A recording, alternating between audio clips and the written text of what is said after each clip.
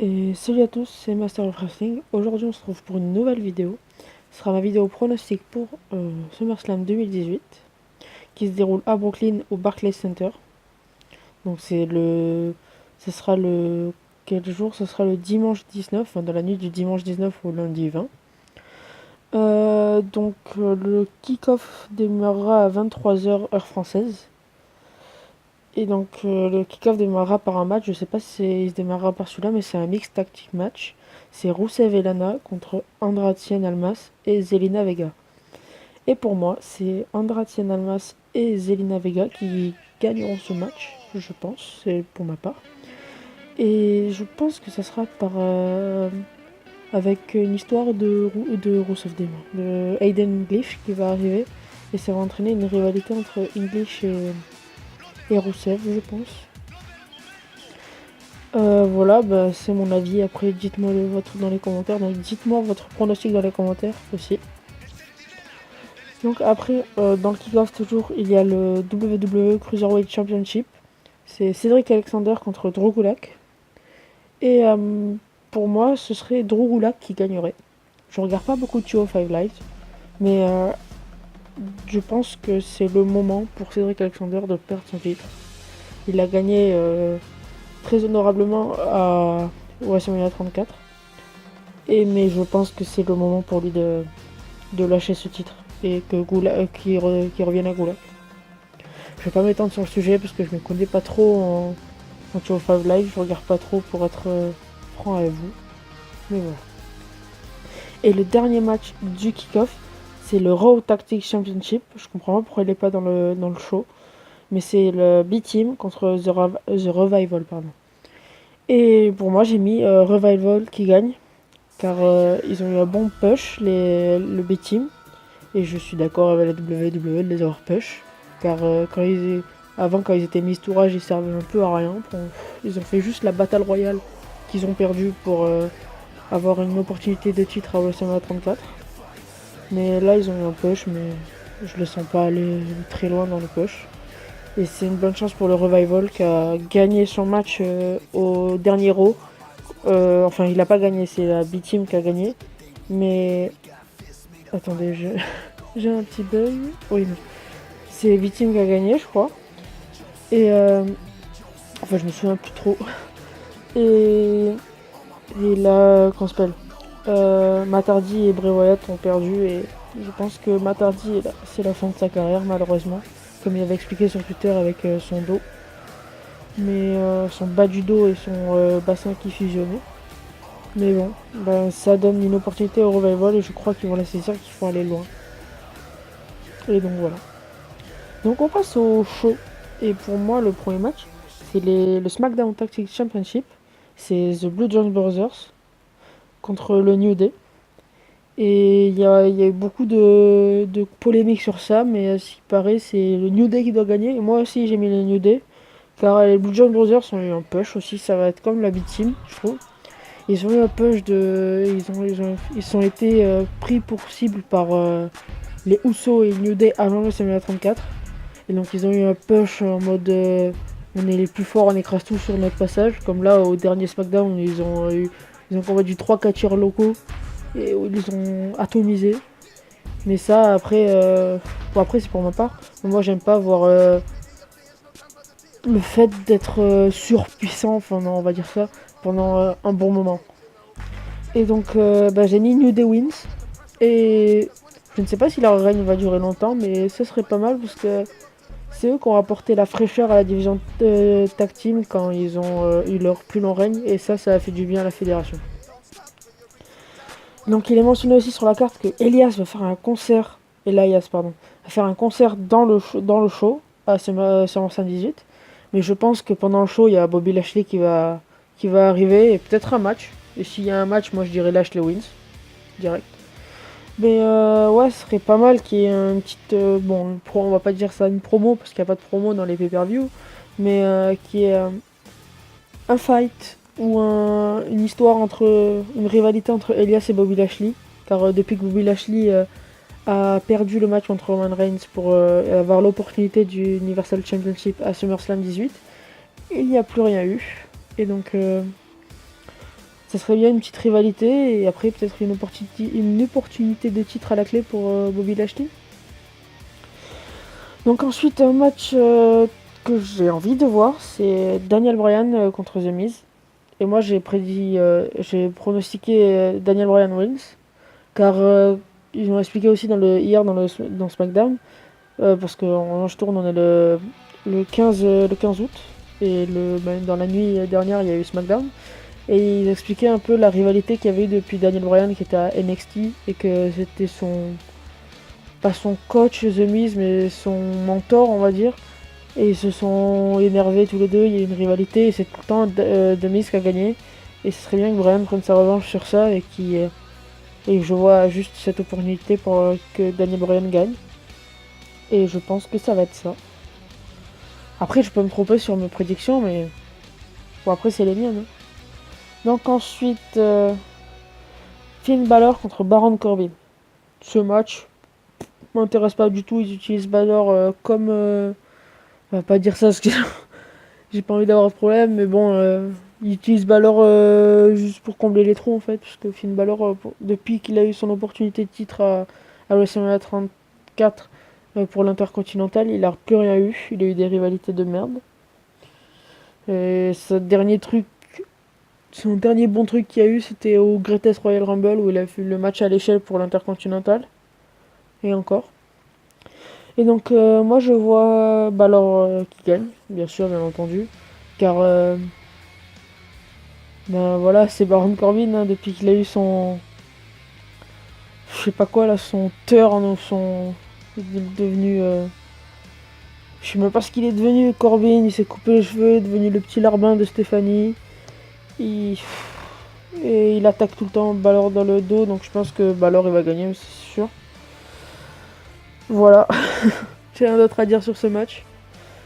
Donc ensuite, Shinsuke Nakamura contre Jeff Hardy pour le championnat des États-Unis. Je vois bien Shinsuke Nakamura qui gagne. C'est pas du tout parce que j'aime ce catcheur par ordre de préférence, mais c'est juste que en fait, Jeff Hardy ne récupérera pas son titre selon moi, car toujours selon moi, c'est Nakamura qui va gagner. Il va avoir une rivalité avec quelqu'un d'autre, je pense. Je ne sais pas qui encore.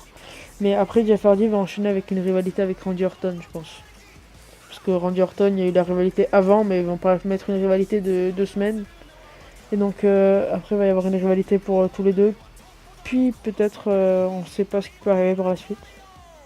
Mais Nakamura va gagner. Bon, après, je dis pas que c'est sûr, parce que c'est pas moi qui boucle les matchs. Mais je pense que c'est Nakamura qui va gagner. Et que Hardy va faire une rivalité avec Orton. Ensuite, pour le SmackDown Women's Championship, Carmella, un triple threat, pardon. Carmella contre Becky Lynch contre Charlotte Flair.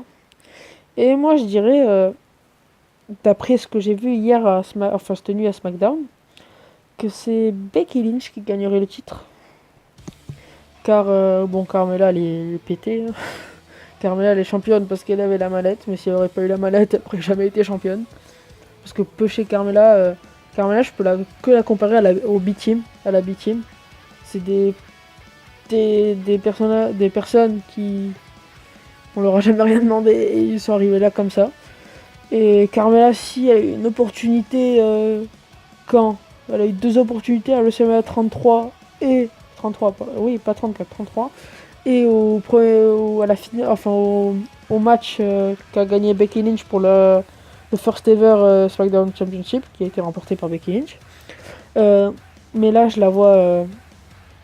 vois Becky gagner et enchaîner sur une rivalité avec Charlotte parce que ce qui s'est passé dans les backstage, Becky qui est déterminée pour le titre et Charlotte qui est aussi déterminée mais qui veut pas faire de mal à Becky et que en fait c'est une histoire on dirait les feux de l'amour. Mais ouais je vois bien Becky Lynch gagner et avoir un bon titre et des rivalités jusqu'à je dirais peut-être un match Hell in a Cell, peut-être avec Charlotte, enfin pas Hell in a Cell mais à Hell in a Cell avoir un match contre Charlotte ou après qu'elle perde son titre aux Series, mais je la vois pas perdre avant si elle gagne le titre. Mais c'est une bonne opportunité pour Becky Lynch parce que Charlotte est sortie de son son règne à Backlash, je crois. Non, avant Backlash elle a été cash-in par Carmella. Mais je vois pas genre faire un cash-in de Carmella pour faire genre je reprends le championnat, je le perds, je reprends, je repère. Et donc je vois Becky gagner. Donc ensuite on arrive bientôt vers la fin. Il me reste 1, 2, 3, 4, 5 matchs. Donc pour le WWE Championship, AJ Styles contre Samoa Joe. Moi je vois AJ Styles gagner quand même. Et je pense que AJ Styles va finir, bon on va pas parler de Brock Lesnar, mais va devenir un grand champion au terme de règne, enfin de longueur de règne. Et je sens que AJ Styles est là pour gagner et que les bookers ont bien compris. Et je pense que la WWE a compris ça aussi. Et donc je pense que AJ Styles va rester champion et va peut-être perdre son titre en fin d'année, mais pas avant. Je sens qu'il va rester longtemps champion et peut-être titiller le record de CM Punk. Et voilà, pas de Brock Lesnar. Brock Lesnar, lui, on verra. Parce que Brock Lesnar, c'est même pas un record qu'il a, c'est si un record de taux de minimum d'apparition. Là, il a battu le record là. Mais sinon, ouais, je vois AJ Styles gagner et bah, après, j'ai rien d'autre à dire. Ensuite, Braun Strowman contre Kevin Owens. Et si Kevin Owens gagne, il remporte la mallette de Braun Strowman. Et je vois Kevin Owens gagner malheureusement. Et qui gagne la mallette. Et je le vois gagner car bon, Strowman, hein, il fait le pusher, il fait le... Enfin, le pusher, hein, il fait le... Il fait le gars, je suis tout le temps attaqué par Braun Strowman, aidez-moi s'il vous plaît et tout. Et je sens que ça va, Braun Strowman va perdre le match. De toute façon, Braun Strowman in-ring, il a pas beaucoup d'endurance, je trouve. J'ai vu ça à Elimination Chamber.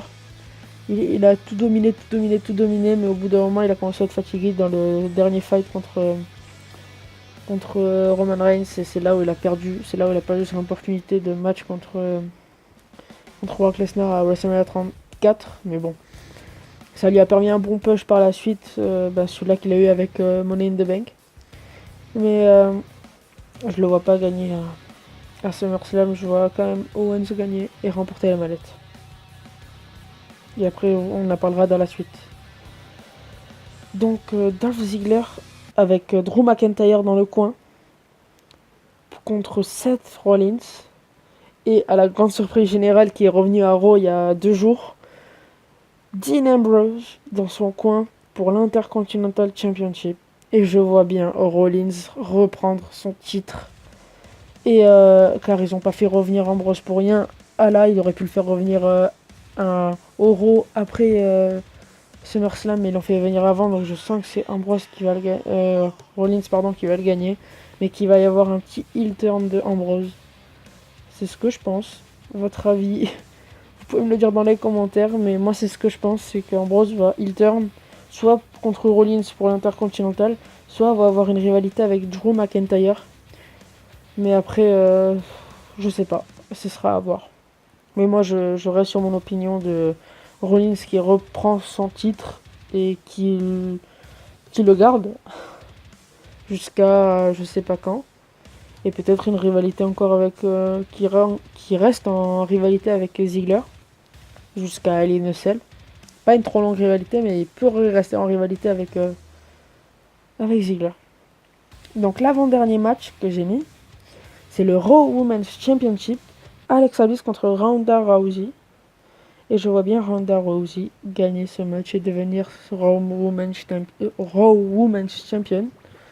Et ça serait pas mal car elle a eu son opportunité à Money in the Bank. Alexa Bliss a tout gâché. Et je vois pas, à moins qu'il fasse comme pour Asuka, qu'il lui fasse perdre un match, puis après faire la dégringolade jusqu'au fond du trou. Mais je pense pas. Bon, il y en a, ils vont dire que c'est un peu tôt pour Rousey. Elle est arrivée il y a avril, mai, juin, juillet, août, 5 mois. Elle est arrivée, elle a commencé à catcher il y a 5 mois. Après, c'est les bookers qui décident ça, mais je vois bien Ronda Rousey gagner le match et aller un peu plus loin que rester en rivalité avec Alexa Bliss. Après, peut-être que Alexa Bliss, par la plus grande des chances, pourrait gagner le match à cause de... Je sais même pas si Alicia Fox sera dans son coin, mais par la plus grande des chances ou quoi, elle peut gagner, mais je vois Ronda Rousey gagner ce match et devenir Raw Women's Champion, et ça serait le top. Car j'adore cette catcheuse. Enfin, quand elle a commencé à catcher, enfin, dès qu'elle est arrivée au Royal Rumble, j'étais dubitatif. Quand je l'ai vu catcher à 34, à WrestleMania 34, j'étais comme un fou. Et quand je l'ai vu, j'étais deg à Money in the Bank quand Alexa Bliss a caché. Mais je sens qu'elle va gagner ce match.